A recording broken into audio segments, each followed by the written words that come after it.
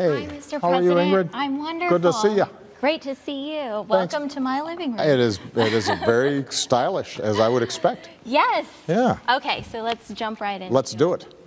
I live about 60 miles west of San Bernardino, and I Yeah. want to ask you about terrorism Yeah. and the fear that many Americans have about it. Do we all have to accept that living with the threat of terror attacks on our own soil is going to become the new normal for us? Well, I don't think we should ever accept that. And it is unfortunately going to be true throughout our lifetimes, and you're a lot younger than me, so yours as well, that people who are twisted in some ideology or cause, who don't value human life and don't value their own, can probably do some harm to people, particularly given the easy access of weapons and guns. But keep in mind that since 9/11, we've made enormous strides in preventing the kind of big terrorist attacks that we saw on 9/11. We devote enormous resources to tracking and making sure that we're preventing those kinds of events. A lone individual, a small group trying to carry something out, that may happen once in a while, but the key for us, I think, is to keep sustained pressure on organizations like ISIL that are constantly trying to gin up that kind of terrorist attack, and to be vigilant about things like airline safety and security. And if we do that, then this is going to be something that is solved. But it's really important, I think, for people to understand we take very seriously the threat of terrorism. Our military, our intelligence, we devote a lot of resources to it. But since 9/11, probably over 100, but less than 150 people have died on American soil from a terrorist attack. And in comparison, tens of thousands of people are dying every year from auto accidents and other things. So we take it seriously, we focus on it, but I don't want people to feel like every day that somehow the likelihood of a terrorist attack is something that they should change how they live. Because, generally speaking, we do a pretty good job of preventing it. Yeah, that's really comforting to Good. hear. Now, something that's really important to me and my audience is women's health. Yeah. And recently, I was shocked to learn that pads, tampons, and other menstrual products are taxed as luxury goods in 40 states. Yeah. And I don't know anyone who has a period that thinks it's a luxury. Because I think that's fair to say. Michelle would agree with you on that. yes, because it's something that's part of our everyday lives and is Right. really crucial to our health as women. Right. And so I want to know, why do these items continue to be taxed? I have to tell you, I have no idea why states would tax these as luxury items. I suspect it's because men were making the laws Yeah. when those taxes were passed. And I think it's pretty sensible for women in those states that you just mentioned to work to get those taxes removed. Those aren't federal taxes that are imposed. Those are state taxes, state law. So it'd be governors and state legislatures who would have to reverse those. But this raises a broader question that I've been working on since I came into office, which was, how do we make sure that everybody has decent health care, preventive care, and women in particular have the kind of health care that they need? So when I passed the Affordable Care Act, Obamacare, which sometimes gets all distorted because of politics, but it's actually a pretty simple proposition, and that is, if you don't have health insurance on your job, then you shouldn't be without coverage. Because if you get hurt, if you get hit by a car, if you have an illness, it could take away everything that you have. And you should just be focused on getting well. So it allows you to go on an exchange, sign up at healthcare.gov. You can get affordable coverage for young people who are healthy. It typically costs less than your cell phone. But what we also focused on is making sure that everybody who has insurance, from whatever source, can't be discriminated against because they've got a pre-existing condition, that women can't be charged more than men for insurance coverage, that pregnancy isn't treated as an illness, that contraception is part of a standard package of care that you receive, because the basic idea is that women should not be at a disadvantage in the healthcare system, and this is just one more example of it, which I confess I was not aware of until you brought up to my attention. Really? Yes. Wow. Yeah. Well, now you know, and now many other people Yes, know. absolutely. Yeah. Well, I'm sure you do know that 2015 was a huge year for the LGBT community, and a lot of progress has been made. Right. And there's still a lot of work to be done, though. And this is something that's really personal to me because in June, I came out in a YouTube video as a lesbian. Right. And after that, my world got a whole lot bigger. Yeah. And I realized that there's still a lot of discrimination happening. And just the other day, the Alabama Chief Justice halted same-sex marriage in that state. And I'm wondering if progress in the LGBT community is not here to stay in certain states. Oh, no. It's here to stay. Understand that the Supreme Court has ruled that under the Constitution, everybody in all 50 states has the right to marry the person they love. So that's now the law of the land. The fact that an Alabama judge is resisting is just a temporary gesture by this judge, which will be rapidly overturned because it violates what's called the Supremacy Clause. When the federal Constitution speaks, then everybody has to abide by it, and state laws and state judges can't overturn it. So you shouldn't be worried about that.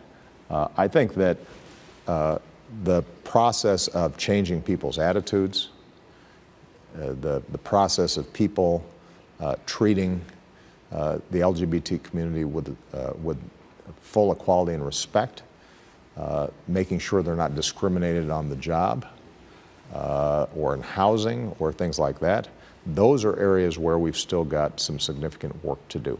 And for young people, making sure that they're not bullied, that requires the participation of all of us. So, we're not there yet. On the other hand, I got to tell you, to watch the amazing strides that we've made over the last 5 years, 10 years, 20 years, and all as a result of the incredible courage of people, who had the courage to come out and say, here's who I am, but who did it 20, 30 years ago when it was incredibly tough. Yeah. It was because of their courage and their activism that we've seen the changes that we've made, and I'm confident that we'll keep on making them. The best thing about, the thing that makes me most hopeful about this is when I talk to Malia and Sasha and young people your generation, their attitudes are so different, and the notion that you discriminate against somebody because of sexual orientation is so out of sync with how most young people think, including young Republicans, young Democrats. I mean, I think it's across some of the usual political lines that this is an issue that is going to be moving in the right direction as long as we stay vigilant and keep working on it. Good. I hope so. Yeah. And something that I heard you talk about in the State of the Union that you want to work on is cancer and cancer treatments, because my mom is actually a cancer survivor. And so when I was watching the State of the Union, I actually ran back to my iPad when you mentioned that you want to cure cancer.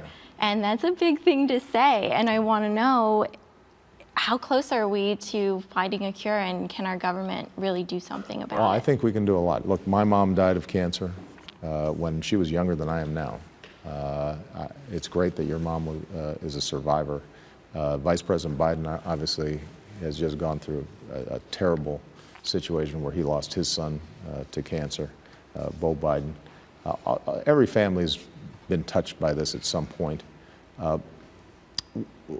It's not going to happen next year or even 5 years from now. On the other hand, I think it is entirely possible that over the next 20 years, we see the kinds of strides in fighting cancer that we haven't seen before.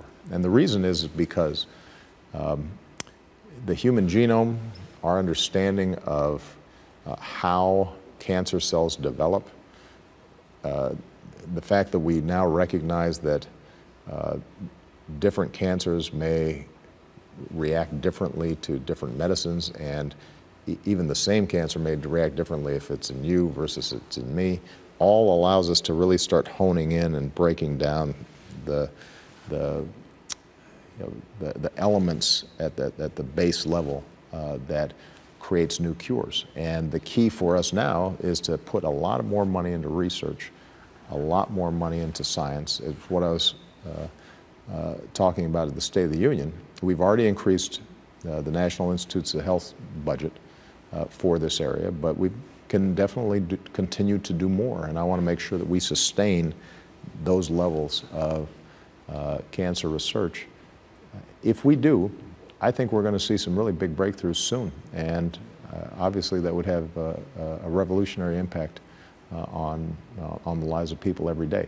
By the way, some of this research is also directed at things like Alzheimer's and Parkinson's, debilitating diseases that, as we learn more and more, we think that we may end up having an impact on it.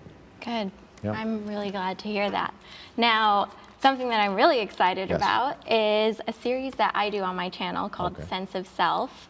And this is a series where I go into people's homes and their offices, and I listen to the stories behind the personal items that they have. And before this interview, we asked you if you could bring something from your home, the White House, to talk about today and tell me why it's meaningful to you. Well, here's what I did. Instead of bringing something out of my house, I thought it would be useful, or I thought it'd be right on point.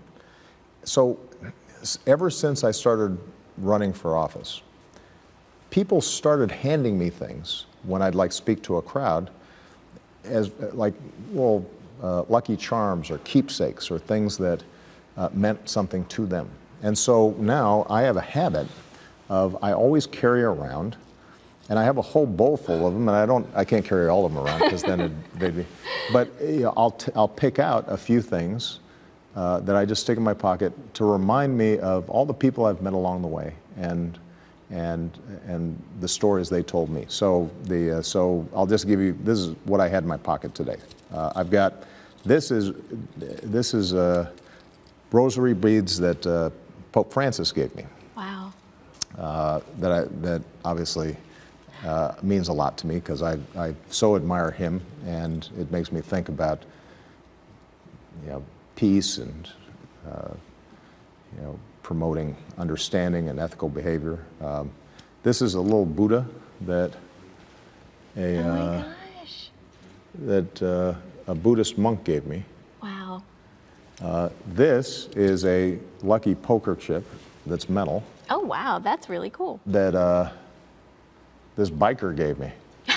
He was bald and he had a big handlebar mustache and a bunch of tats.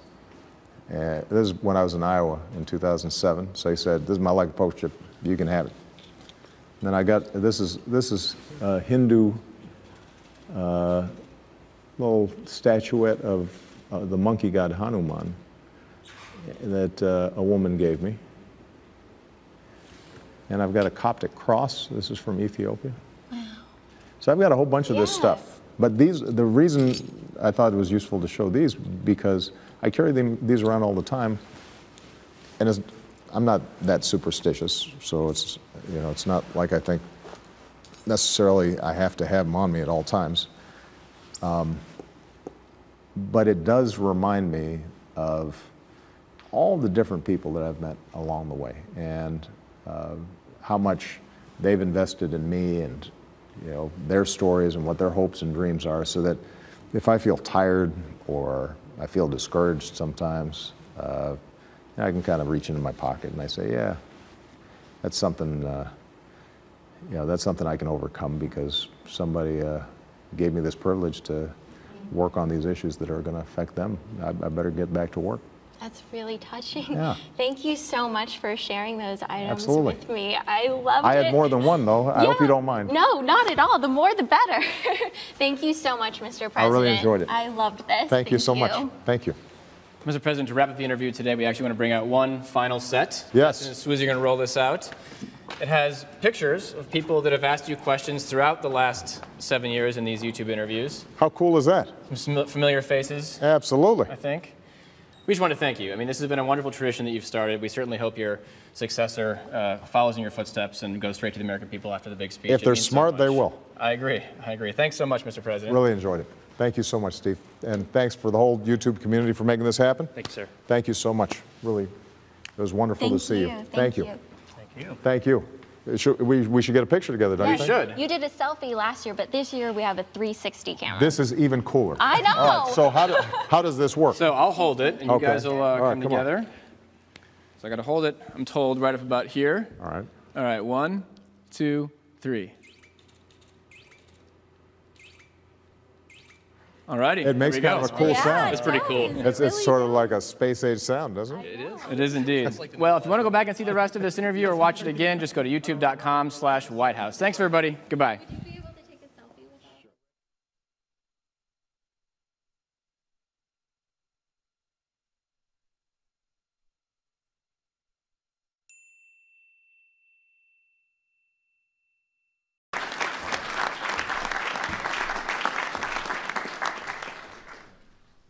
I'm in a room full of warriors and pioneers and champions, and it's such an honor. On the morning of Friday, December 14th, 2012, my sweet little boy, my 7-year-old son Daniel, was among 20 first graders and 6 brave educators who were shot to death at Sandy Hook Elementary School in Newtown, Connecticut. In the 3 years since those 26 precious lives were lost at that school, far too many more lives have been lost to gun tragedies in this country. Far too many people right now who are hearing these words are grieving the loss of a loved one to gun violence. As a nation, we have to do better. We are better. We're better than this. In April of 2013, I had the honor of introducing President Obama in the Rose Garden. And unfortunately, that was to announce that a bill that had been proposed to close the loophole in the federal background check system for firearm sales had been blocked by members of Congress, some members of Congress. But President Obama delivered an address that day that was palpably charged with genuine passion and commitment. The president made a promise to not give up.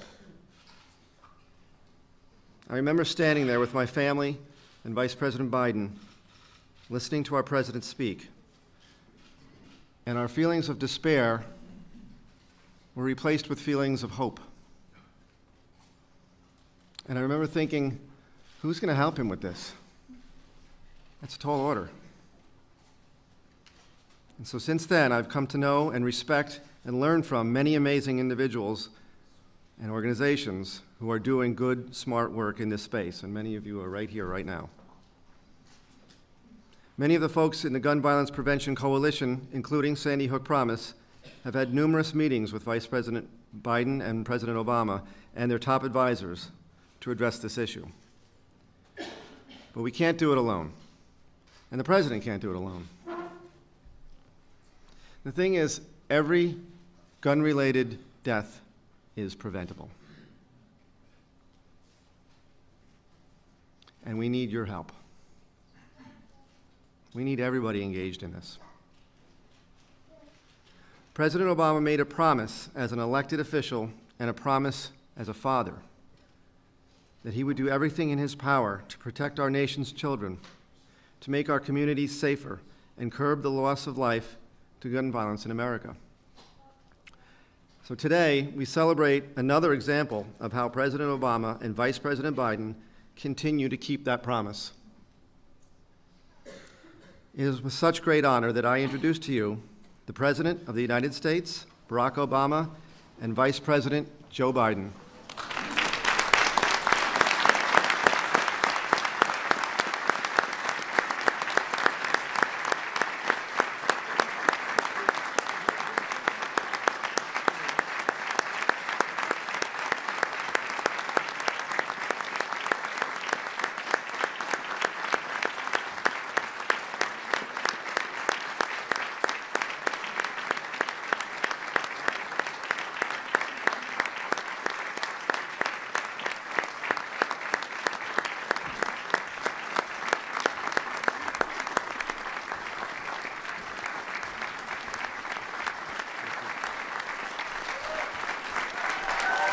Thank you. Thank you, everybody. Thank you. Thank you. Thank you, everybody. Please have a seat. Thank you. Thank you, everybody. Thank you. Thank you, everybody. Please have a seat. Thank you so much.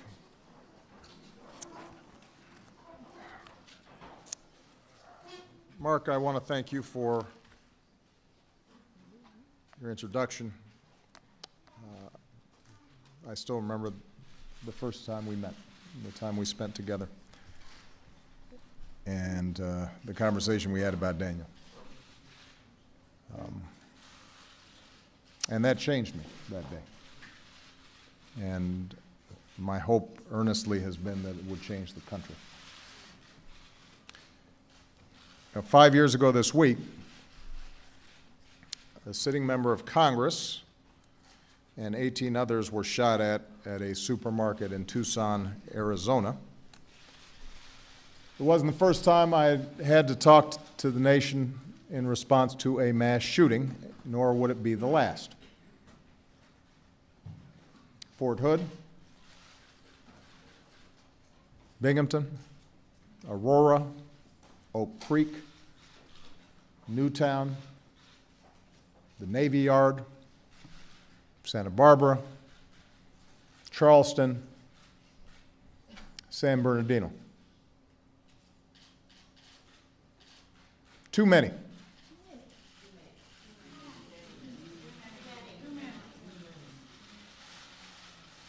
Now, thanks to a great medical team and the love of her husband, Mark, my dear friend and colleague, Gabby Giffords, survived. She's here with us today with her wonderful mom.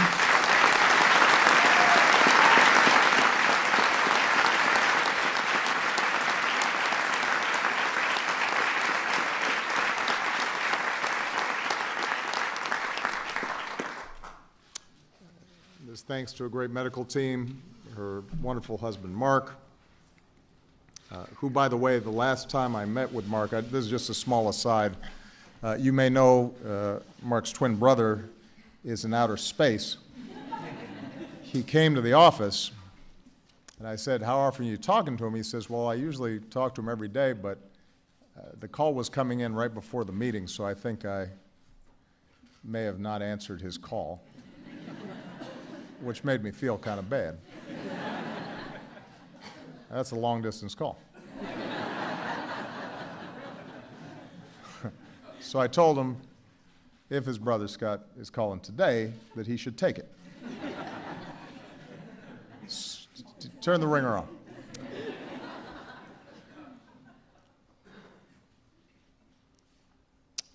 I was there with Gabby when she was still in the hospital. And we didn't think necessarily at that point that she was going to survive.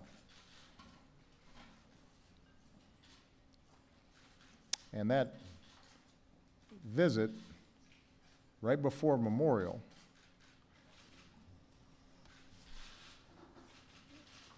about an hour later, Gabby first opened her eyes. Now, I remember talking to Mom about that. But I know the pain that she and her family have endured these past 5 years. And the rehabilitation and the work and the effort to recover from shattering injuries. And then I think of all the Americans who aren't as fortunate. Every single year, more than 30,000 Americans have their lives cut short by guns. 30,000. Suicides, domestic violence, gang shootouts, accidents. Hundreds of thousands of Americans have lost brothers and sisters or buried their own children. Many have had to learn to live with a disability or learn to live without the love of their life. A number of those people are here today. They can tell you some stories. In this room right here, there are a lot of stories. There's a lot of heartache. There's a lot of resilience. There's a lot of strength. But there's also a lot of pain. And this is just a small sample. The United States of America is not the only country on earth with violent or dangerous people. We are not inherently more prone to violence. But we are the only advanced country on earth that sees this kind of mass violence erupt with this kind of frequency. It doesn't happen in other advanced countries. It's not even close.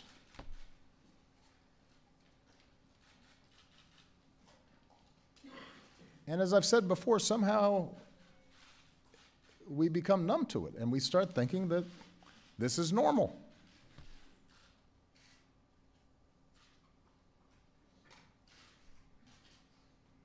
And instead of thinking about how to solve the problem, this has become one of our most polarized partisan debates. Despite the fact that there's a general consensus in America about what needs to be done. That's part of the reason why on Thursday I'm going to hold a town hall meeting in Virginia on gun violence. Because my goal here is to bring good people on both sides of this issue together for an open discussion. I'm not on the ballot again. I'm not looking to score some points. I think we can disagree without impugning other people's motives or without being disagreeable. We don't need to be talking past one another, but we do have to feel a sense of urgency about it.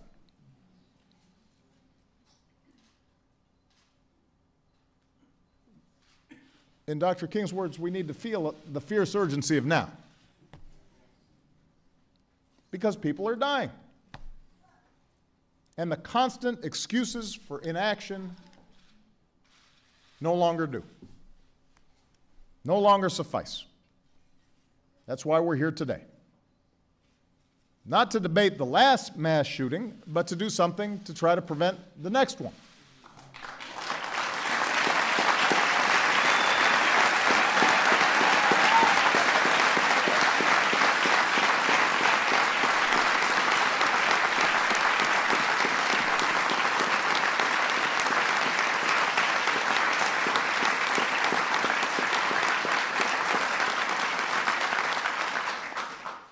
To prove that the vast majority of Americans, even if our voices aren't always the loudest or most extreme,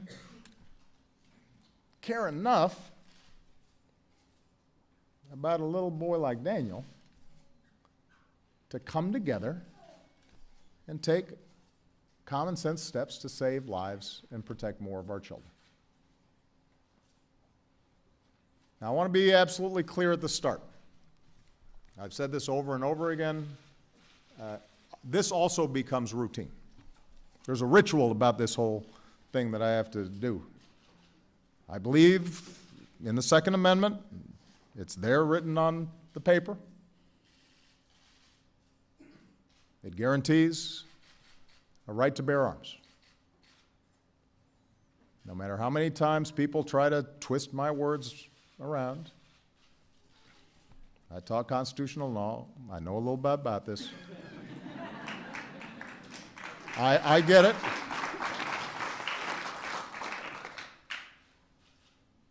But I also believe that we can find ways to reduce gun violence consistent with the Second Amendment. I mean, think about it. We all believe in the First Amendment, the guarantee of free speech, but we accept that you can't yell fire in a theater. We understand there are some constraints on our freedom in order to protect innocent people. We cherish our right to privacy, but we accept that you have to go through metal detectors before being allowed to board a plane. It's not because people like doing that, but we understand that that's part of the price of living in a civilized society. And what's often ignored in this debate is that a majority of gun owners actually agree. A majority of gun owners agree that we can respect the Second Amendment while keeping an irresponsible, law-breaking few from inflicting harm on a massive scale. Today, background checks are required at gun stores. If a father wants to teach his daughter how to hunt, he can walk into a gun store, get a background check, purchase his weapon safely and responsibly. This is not seen as an infringement on the Second Amendment.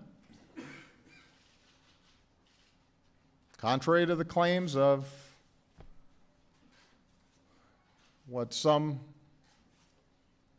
gun rights proponents have suggested, this hasn't been the first step in some slippery slope to mass confiscation. Contrary to claims of some presidential candidates apparently before this meeting, this is not a plot to take away everybody's guns.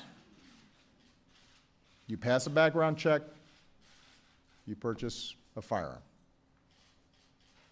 The problem is some gun sellers have been operating under a different set of rules. A violent felon can buy the exact same weapon over the internet with no background check, no questions asked. A recent study found that about 1 in 30 people looking to buy guns on one website had criminal records. 1 out of 30 had criminal record. We're talking about individuals convicted of serious crimes, aggravated assault, domestic violence, robbery, illegal gun possession.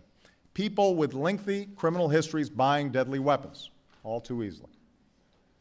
And this was just one website within the span of a few months.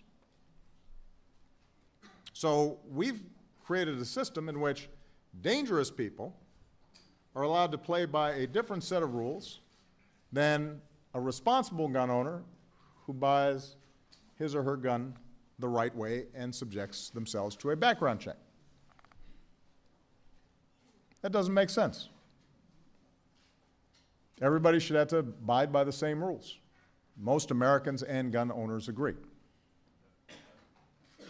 And that's what we tried to change 3 years ago, after 26 Americans, including 20 children, were murdered at Sandy Hook Elementary. 2 United States senators, Joe Manchin, a Democrat from West Virginia, and Pat Toomey, a Republican from Pennsylvania, both gun owners, both strong defenders of our Second Amendment rights, both with A grades from the NRA. That's hard to get. Worked together in good faith, consulting with folks like our Vice President, who's been a champion on this for a long time, to write a common sense compromise bill that would have required virtually everyone who buys a gun to get a background check. That was it. Pretty common sense stuff. 90% of Americans supported that idea. 90% of Democrats in the Senate voted for that idea. But it failed because 90% of Republicans in the Senate voted against that idea.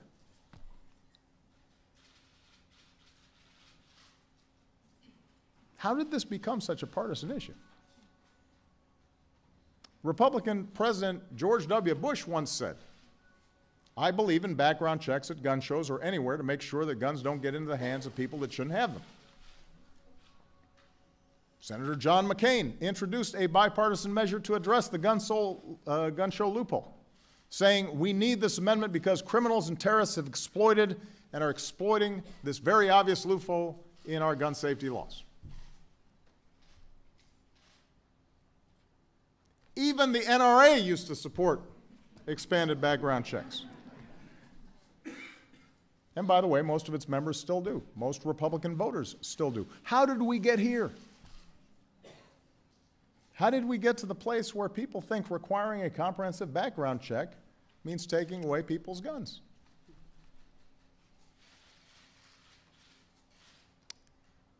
Each time this comes up, we are fed the excuse that common sense reforms like background checks might not have stopped the last massacre, or the one before that, or the one before that. So why bother trying?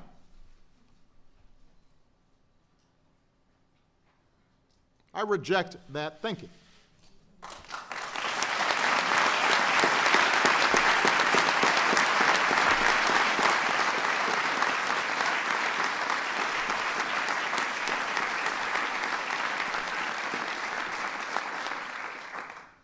We know we can't stop every act of violence, every act of evil in the world. But maybe we could try to stop one act of evil, one act of violence. Some of you may recall at the same time that Sandy Hook happened, a disturbed person in China took a knife and tried to kill with a knife a bunch of children in China. But most of them survived because he didn't have access to a powerful weapon. We maybe can't save everybody, but we could save some. Just as we don't prevent all traffic accidents, but we take steps to try to reduce traffic accidents. As Ronald Reagan once said, if mandatory background checks could save more lives, it would be well worth making it the law of the land. The bill before Congress 3 years ago met that test.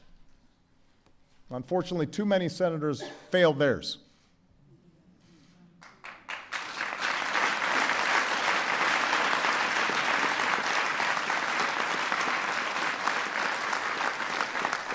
In fact, we know that background checks make a difference.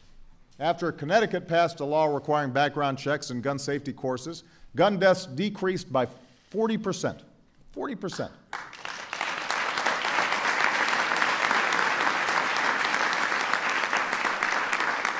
Meanwhile, since Missouri repealed a law requiring comprehensive background checks and purchase permits, gun deaths have increased to an almost 50% higher than the national average. One study found, unsurprisingly, that criminals in Missouri now have easier access to guns. And the evidence tells us that in states that require background checks, law-abiding Americans don't find it any harder to purchase guns whatsoever. Their guns have not been confiscated, their rights have not been infringed.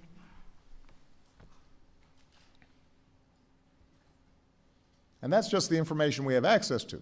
With more research, we could further improve gun safety, just as with more research, we've reduced traffic fatalities enormously over the last 30 years. We do research when cars, food, medicine, even toys harm people so that we make them safer.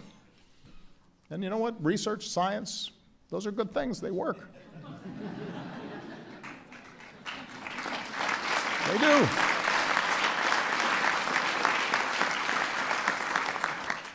But think about this. When it comes to an inherently deadly weapon, nobody argues that guns are potentially deadly. Weapons that kill tens of thousands of Americans every year, Congress actually voted to make it harder for public health experts to conduct research into gun violence. Made it harder to collect data and facts and develop strategies to reduce gun violence. Even after San Bernardino, they've refused to make it harder for terrorist suspects who can't get on a plane to buy semi-automatic weapons. That's not right.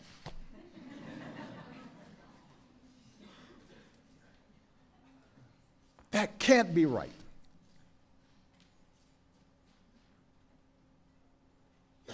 So the gun lobby may be holding Congress hostage right now, but they cannot hold America hostage. We do not have to accept this carnage as the price of freedom.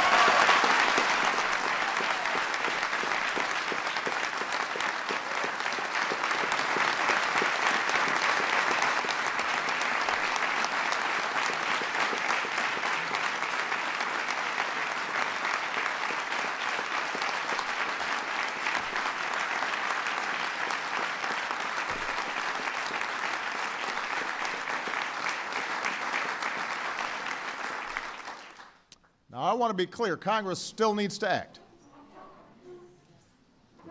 The folks in this room will not rest until Congress does.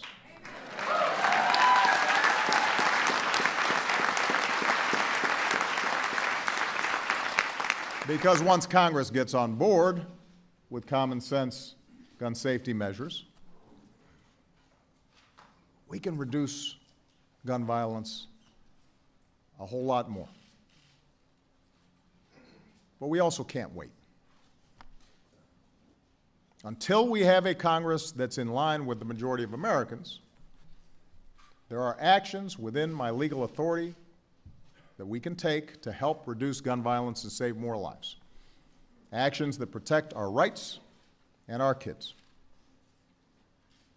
After Sandy Hook, Joe and I worked together with our teams, and we put forward a whole series of executive actions to try to tighten up the existing rules and systems that we had in place. But today we want to take it a step further. So let me outline what we're going to be doing. Number one, anybody in the business of selling firearms must get a license and conduct background checks or be subject to criminal prosecutions.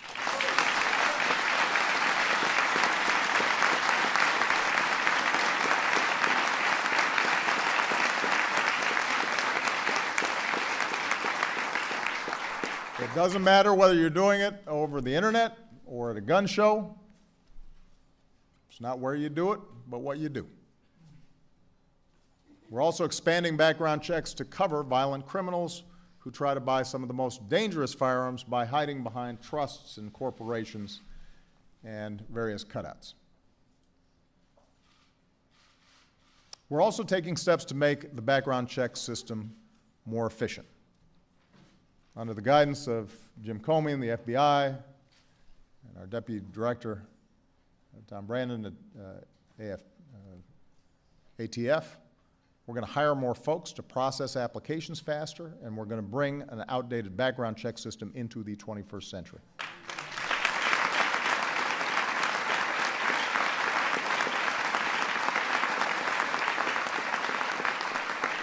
And these steps will actually lead to a smoother process for law-abiding gun owners, a smoother process for responsible gun dealers, a stronger process for protecting the people from, the public from dangerous people. So that's number one. Number two, we're going to do everything we can to ensure the smart and effective enforcement of gun safety laws that are already on the books, which means we're going to add 200 more ATF agents and investigators. We're going to require firearms dealers to report more lost or stolen guns on a timely basis. We're working with advocates to protect victims of domestic abuse from gun violence, where too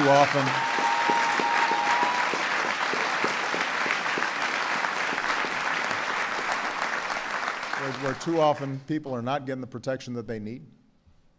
Number 3, we're going to do more to help those suffering from mental illness get the help that they need. So,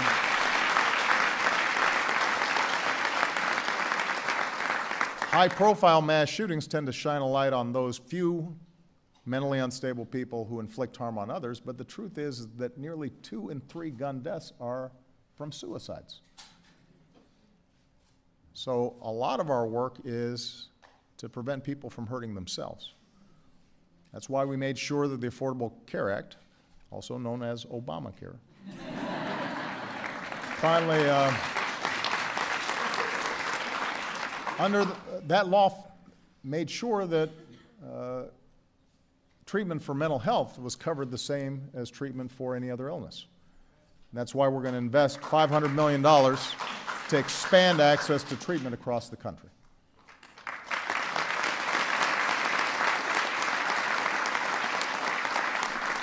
It's also why we're going to ensure that federal mental health records are submitted to the background check system and remove barriers that prevent states from reporting relevant information. If we can continue to destigmatize mental health issues, get folks proper care, and fill gaps in the background check system, then we can spare more families the pain of losing a loved one to suicide. And for those in Congress who so often rush to blame mental illness for mass shootings as a way of avoiding action on guns, here's your chance to support these efforts. Put your money where your mouth is.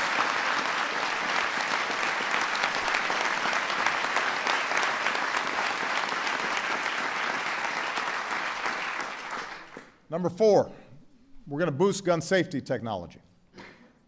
Today, many gun injuries and deaths are the result of legal guns that were stolen or misused or discharged accidentally.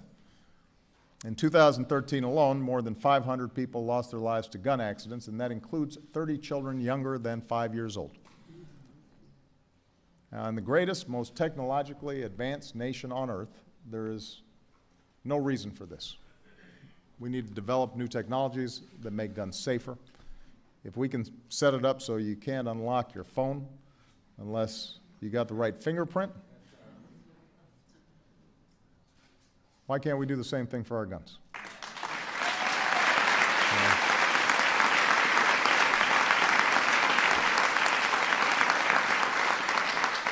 If there's an app that can help us find a missing tablet, which happens to me often, the older I get.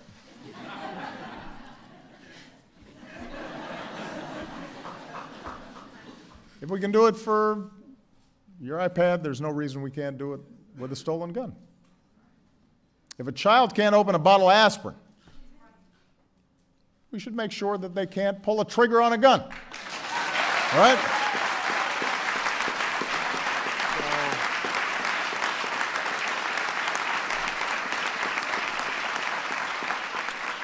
So we're going to advance research. We're going to work with the private sector to update firearms technology.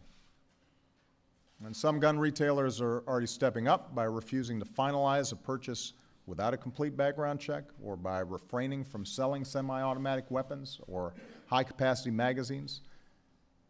And I hope that more retailers and more manufacturers join them, because they should care as much as anybody about a product that now kills almost as many Americans as car accidents. I make this point because none of us can do this alone. I think Mark made that point earlier. All of us should be able to work together to find a balance that declares the rest of our rights are also important. Second Amendment rights are important, but there are other rights that we care about as well, and we have to be able to balance them. Because our right to worship freely and safely, that right was denied to Christians in Charleston, South Carolina. And that was denied Jews in Kansas City. And that was denied Muslims in Chapel Hill and Sikhs in Oak Creek. They had rights too.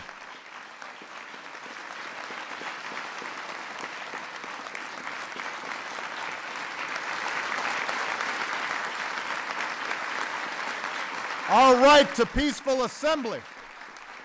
That right was robbed from moviegoers in Aurora and Lafayette. Our unalienable right to life and liberty and the pursuit of happiness, those rights were stripped from college kids in Blacksburg and Santa Barbara and from high schoolers at Columbine and from first graders in Newtown.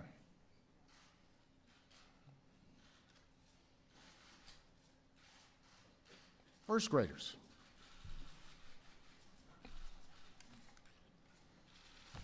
And from every family who never imagined that their loved one would be taken from our lives by a bullet from a gun.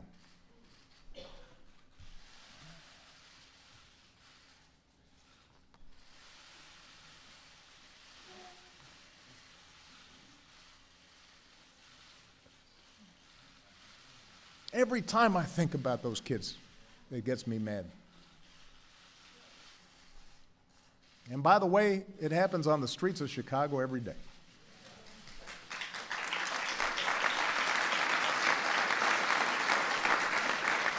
So,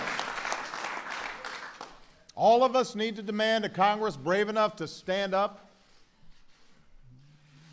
to the gun lobby's lies. All of us need to stand up and protect its citizens. All of us need to demand governors and legislators and businesses do their part to make our communities safer. We need the wide majority of responsible gun owners who grieve with us every time this happens and feel like your views are not being properly represented to join with us to demand something better.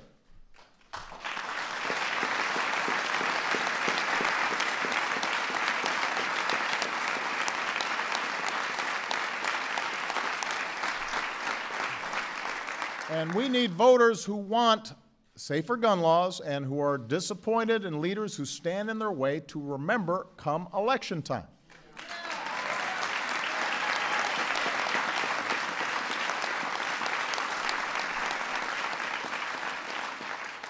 I mean, some of this is just simple math. Yes, the gun lobby is loud and it is organized in defense of making it effortless for guns to be available for anybody, anytime. Well, you know what? The rest of us, we all have to be just as passionate. We have to be just as organized in defense of our kids. This is not that complicated. The reason Congress blocks laws is because they want to win elections. And if you make it hard for them to win an election, if they block those laws, they'll change course, I promise you.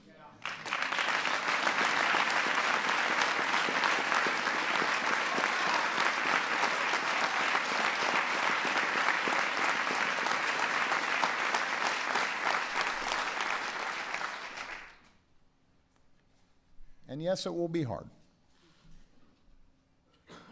And it won't happen overnight. It won't happen during this Congress. It won't happen during my presidency. But a lot of things don't happen overnight. A woman's right to vote didn't happen overnight.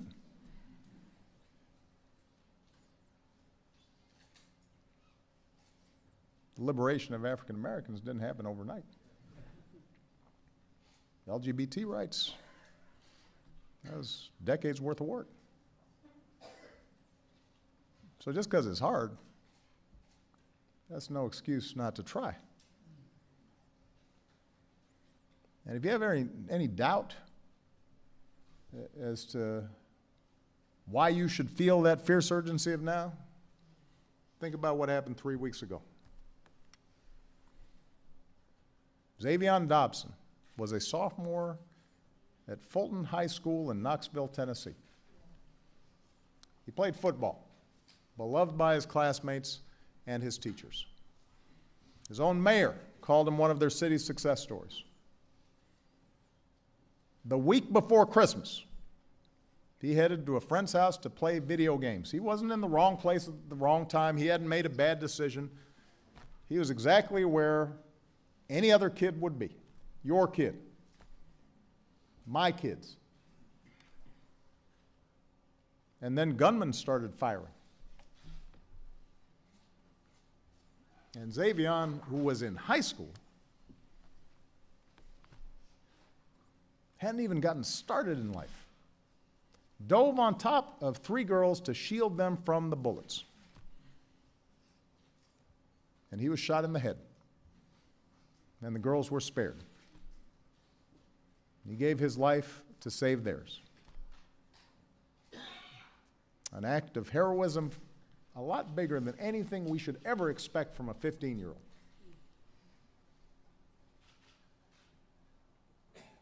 Greater love hath no man than this, that a man lay down his life for his friends. We are not asked to do what Xavion Dobson did. We're not asked to have shoulders that big, a heart that strong, reactions that quick. I'm not asking people to have that same level of courage or sacrifice or love. But if we love our kids and care about their prospects, and if we love this country and care about its future, then we can find the courage to vote. We can find the courage to get mobilized and organized. We can find the courage to cut through all the noise and do what a sensible country would do. That's what we're doing today, and tomorrow we should do more, and we should do more the day after that. And if we do, we'll leave behind a nation that's stronger than the one we inherited and worthy of the sacrifice of a young man like Xavion. Thank you very much, everybody. God bless you. Thank you. God bless you all.